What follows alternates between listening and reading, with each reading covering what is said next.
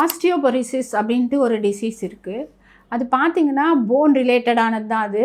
இந்த போன்லாம் வந்து ரொம்ப வீக் ஆகிடும். வீக்கான ஒரு கண்டிஷன் தான். அப்போ வீக் ஆகிடுச்சின்னா அது என்ன ஆகும்னா அப்படியே உடஞ்சிடும். ஒரு உளுத்து போன கட்டை இருக்குதுன்னு வச்சுக்கோங்களேன், அது உளுத்து போன கட்டையை நம்ம அப்படி பிடிச்சி இது பண்ணாலே டக்குன்னு முறிஞ்சிடும். அந்த மாதிரி ஒரு நிலையில் வரும்பொழுது தான் ஆஸ்டியோபொரோசிஸ் சொல்கிறாங்க.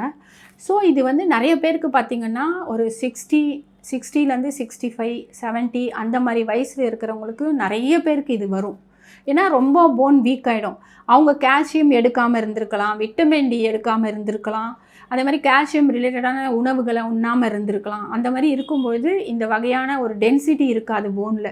ஸோ இந்த மாதிரி வந்துடுச்சுன்னா அவங்க வந்துட்டு சில பேருக்கு வெயிட்டு காரணமாக இருக்கும். ரொம்ப ஓவர் வெயிட்டில் வந்திருப்போம். சில பேர் வந்துட்டு கீழே வந்து ஈஸியாக விழுந்துருவாங்க.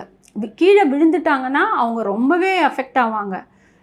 இது வந்துட்டு நிறைய பேருக்கு மரபணு கூட காரணம்னு சொல்கிறாங்க இந்த டிசீஸ் வர்றதுக்கு.